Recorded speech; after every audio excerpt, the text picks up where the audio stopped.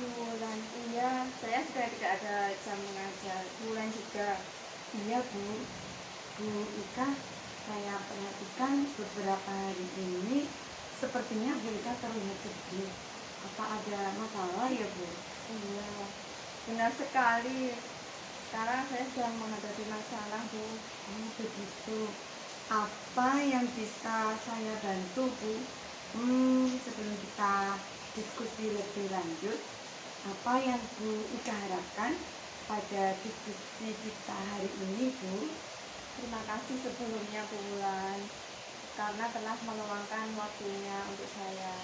Saya itu hanya ingin mendapatkan solusi dari permasalahan yang sedang saya hadapi saat ini.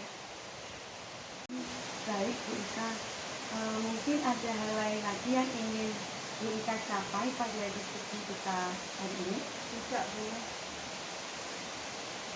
Kalau begitu, apa yang Bu Ika rasakan saat ini? Saya itu merasa sedih karena melihat anak-anak itu kurang bersemangat dan fokus saat mengikuti pembelajaran saya. Oh begitu ya Bu ya. Iya. Saya dapat memahami perasaan Bu Ika sebagai seorang guru. Tentunya kita sangat sedih ya Bu ya ketika murid-murid kurang semangat belajar maupun kurang fokus belajar. Lalu Bu Ika bisa dijelaskan kira-kira ya apa hambatan yang Bu Ika rasakan ketika melaksanakan pembelajaran tema bersama anak-anak di kelas Bu? Baik, hambatan yang saya rasakan itu adalah saya itu merasa kesulitan membangkitkan semangat dan fokus belajar anak-anak. Seperti itu, Bu. Oh begitu ya Bu. Apa yang selama ini Bu Ika lakukan untuk mengatasi hambatan tersebut Bu? Yang saya lakukan untuk mengatasi hambatan tersebut, saya itu berupaya detail dalam menerangkan materi yang saya ajarkan agar anak-anak itu paham sebenarnya, Bu. Kemudian saya itu memberikan tugas kepada mereka untuk mengerjakan LKS. Dengan kata lain, saya itu menggunakan metode ceramah dan penugasan. Lalu bagaimana dengan respon murid-murid ketika Bu Ika menggunakan metode ceramah dan penugasan yang telah Bu Ika sampaikan tadi? Nah, itu tadi Bu Wulan. Yang fokus dan semangat itu hanya beberapa anak. Namun beberapa murid itu tuh ada yang diam, ada yang coret-coret buku, ada yang bermain, mainan sendiri seperti itu. Intinya tuh kurang bersemangat gitulah. Kemudian jika melihat mereka itu yang tidak bersemangat, saya menegurnya, Bu. Namun pada pertemuan berikutnya mereka berulah lagi, Bu.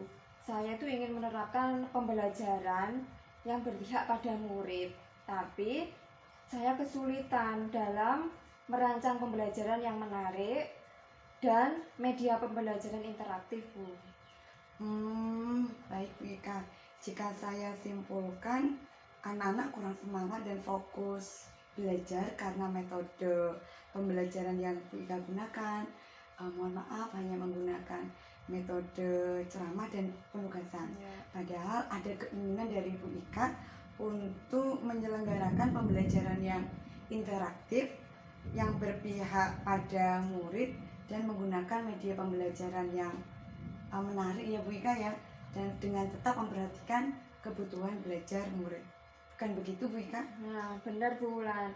Sepertinya itu saya harus mulai bergerak untuk merancang pembelajaran yang menarik maupun media pembelajaran yang interaktif. Saya harus berani mencoba hal yang baru. Wah, saya salut dengan Bu Ika.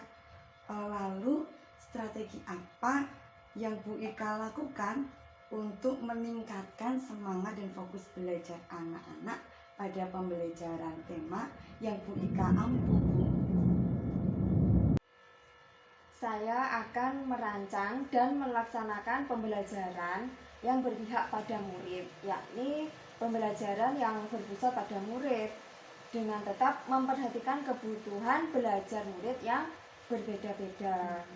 Terus menggunakan media pembelajaran yang interaktif yang sesuai dengan tujuan pembelajaran.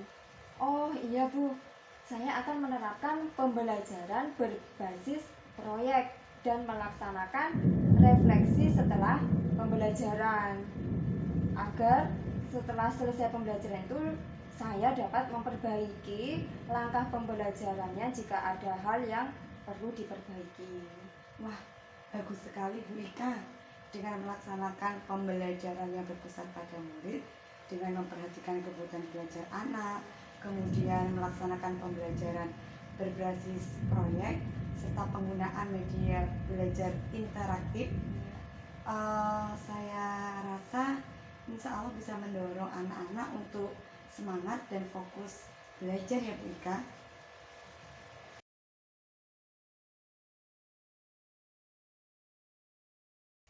Bu Ika semangat ya. Bu Ika pasti bisa menjalankan komitmen yang telah Bu Ika sampaikan tadi.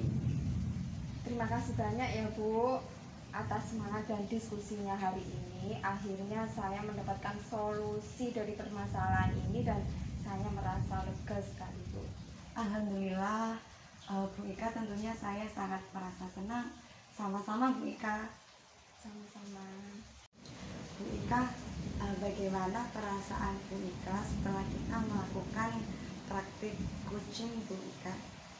Baik, yang pertama itu saya merasa lega karena dapat sharing terkait permasalahan pembelajaran yang saya hadapi. Kemudian yang kedua, ternyata dengan pertanyaan tuntunan dari Bu Wulan sebagai coach, saya dapat menemukan solusi dari permasalahan yang saya hadapi. Baik, lalu adakah langkah atau gambaran apa yang ada di pikiran Bu Ika setelah kita melakukan praktik coaching untuk kedepannya mungkin untuk diterapkan ke murid-murid seperti itu Bu Ika? Baik, mungkin saya dapat menggunakan coaching dalam membimbing anak-anak yang sedang mengalami kesulitan belajar maupun permasalahan lainnya agar mereka secara tidak langsung dapat memecahkan masalahnya sendiri.